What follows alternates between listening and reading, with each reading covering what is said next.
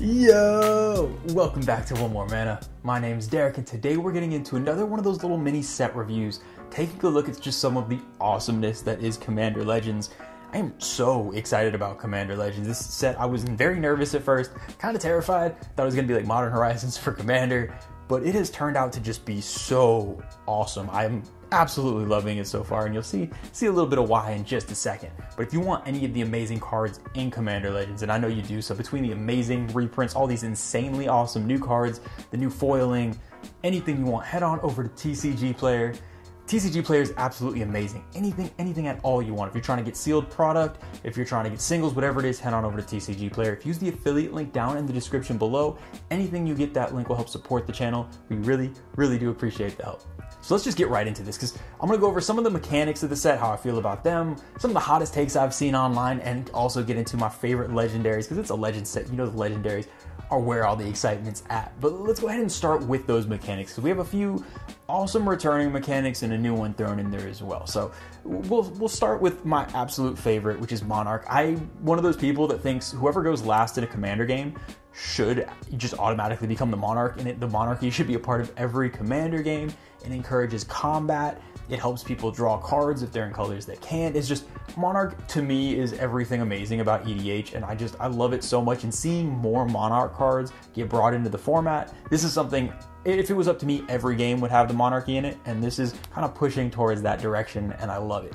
Now, a couple other returning mechanics. One is Cascade, which is just known to be a completely bonkers, silly mechanic, and to me is just so very Commander in casting just massive, giant spells that cascade everywhere, cascading into other stuff. It's a very powerful mechanic, and I'm liking how it's been used so far. And then speaking of powerful mechanics, Partner, I will admit when I first heard Partner was coming back, I just was no. My only response was no, please don't do it. Do it with anything but Partner. I was so terrified of another Thrasios or another Tymna or even another Vial Smasher, who I do love. There's so many broken partners, but then I started seeing the cards and I've completely come around on it. The partners are amazing in this set. They're so cool, so flavorful. So Partners overall a positive, and it is going to make some awesome draftable or sealed decks, because it's hard to draft right now. So if you do a sealed pool, it's going to make some crazy limited decks for this format that I'm really excited to see. And then the new mechanic is Encore, and it's interesting. Encore is kind of similar to Myriad, which is an old mechanic, but it cares about the graveyard. Basically how it works is you can pay the Encore cost, exile the card from your graveyard, and then you get a token copy, comes into play, gets haste, and has to attack each opponent that turn if it's able to. And then at the end of it, they just get sacked at the next end step. This is super cool because it's just something that scales with multiplayer.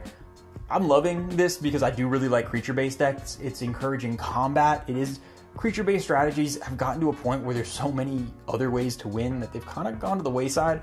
And anything that supports combat and swinging, I'm always a fan of. I'm really excited to see how this works. There's a good number of the cards, and this is something I do want to be forcing into more decks. Because anytime you can get basically a second copy of a card in a singleton deck, it's a good mechanic. So I like where this is at. It seems powerful, but nothing too broken. But let's get into the real reason why everyone's here. Let's get into these hot topics, these hot takes. All the Stephen A. Smiths of the Magic world have been spitting that hot fire all over the internet. There's one card, and you know exactly which card I'm talking about. If you've been anywhere near Magic Twitter, anything like that, been nonstop just talking about how could they do this? I can't believe they did this. What is happening? And obviously that is the Full Art Teamer Battle Rage.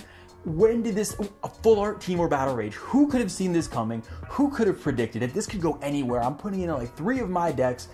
Yeah, this has just set the world on fire, and I understand why everyone's talking about it. But then there was another card that sort of got a little tiny bit of attention called Jeweled Lotus, and I know that has been, whoever wasn't too busy talking about the Teamer Battle Rage Full Art, they may have been talking about Jeweled Lotus.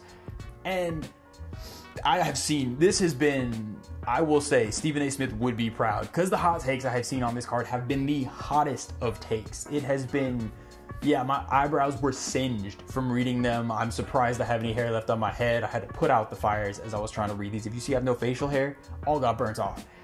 It has been crazy, and I will say I have a very lukewarm take myself on it. I think it's meh. I think it's okay. In the decks it's going to be good, and it's going to be pretty good. It definitely is not a staple to me that you want in every deck. The thing I don't like about it, it just feels like in so many games, for one person or the other, it's going to be a feels bad.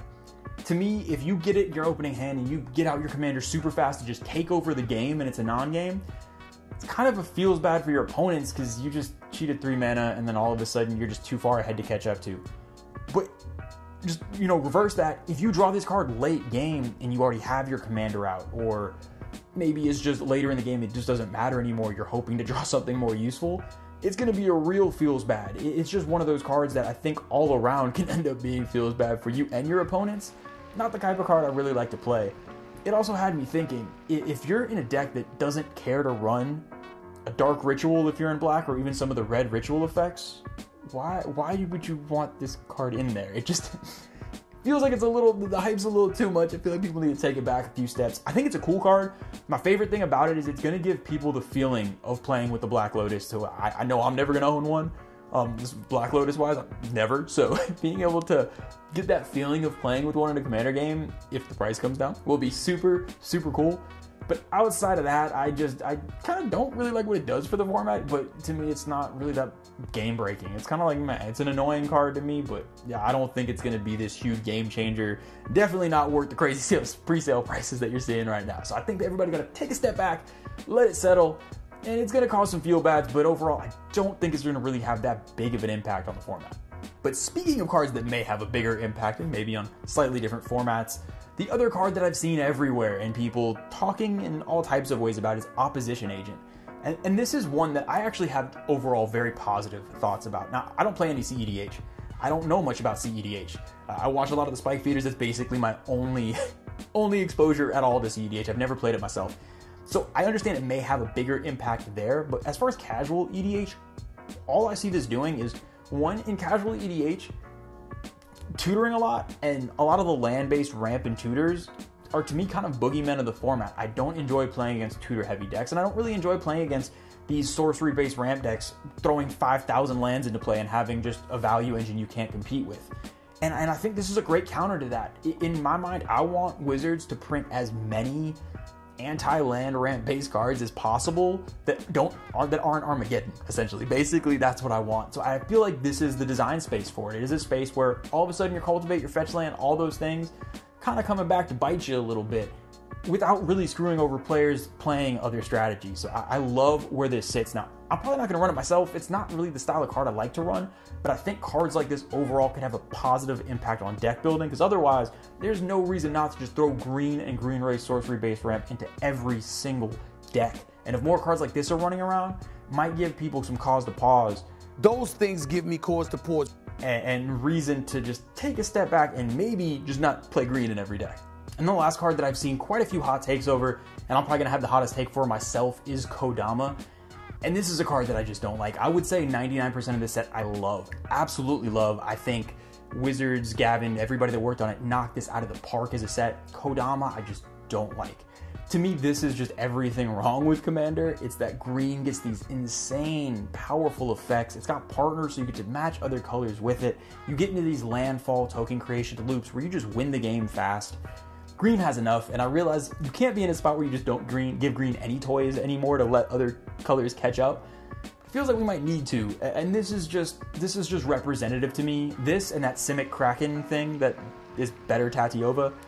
These are some cards in the set that, while everybody doesn't like the Lotus and Opposition Agent, these two are much more problematic to me. These are the cards I want to see disappear from the format. If people want to do crazy things with stealing your tutors and cheating out stuff and all this different stuff, that's fine. Crazy stuff's gonna happen. It's Commander.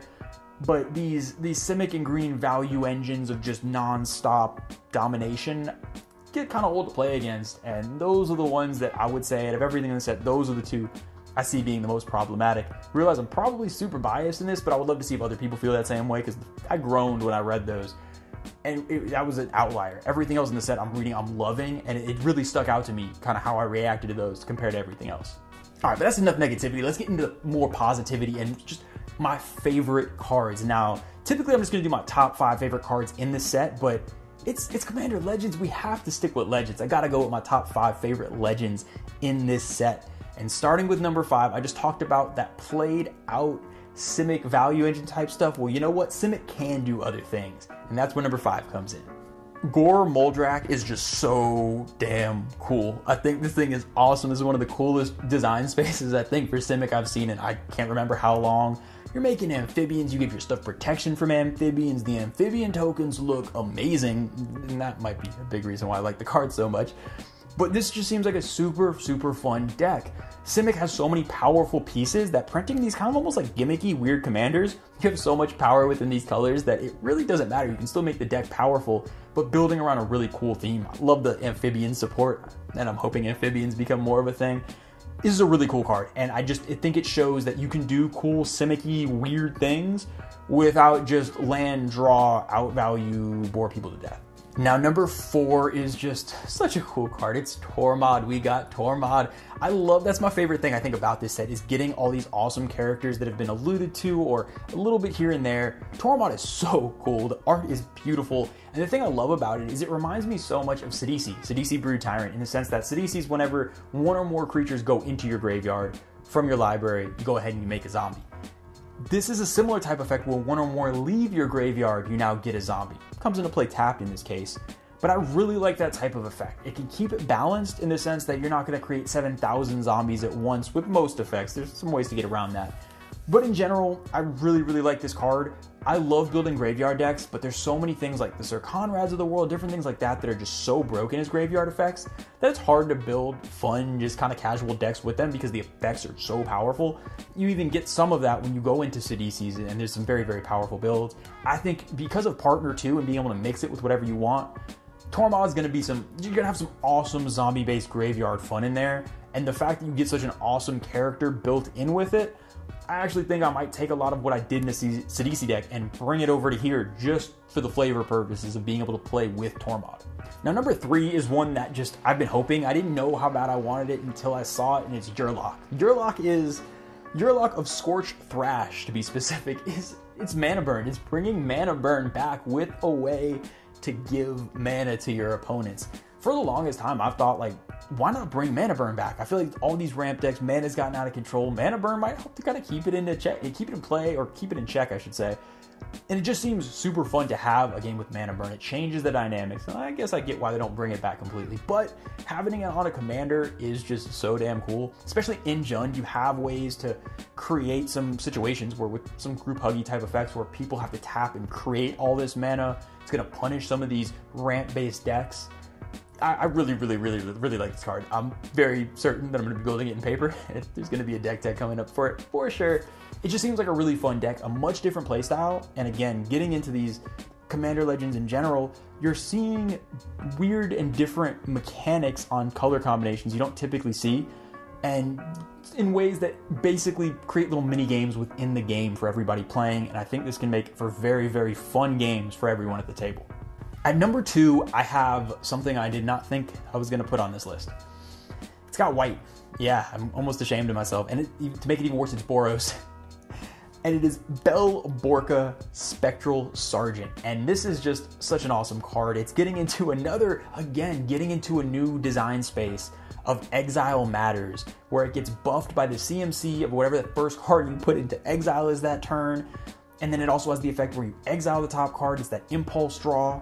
You're getting a card advantage in a Boros deck from this commander on top of a way to pump your creature and make it big and scary. I'm sorry, it's actually equal to the greatest number, which is even better. So if you get we just got Valakut Exploration where you're exiling a whole bunch of different stuff, getting that into play so you can just get a bunch of stuff. You can find ways to exile opponents' cards and maybe cast them if there's different effects like that. There's so many cool Exiles Matter things that you can do with this that really they were already good in Boros or Mono Red decks, but this kind of just brings it all together and gives you a reason to play even more. A lot of times in Red, maybe sometimes you might feel like, oh, maybe a wheel effect is better, or this might be better, or maybe if I could find some looting effects. This makes you only want to run those impulse card draw effects and kind of that impulse tribal type deck, or stuff like Stolen Strategy, stealing your opponents.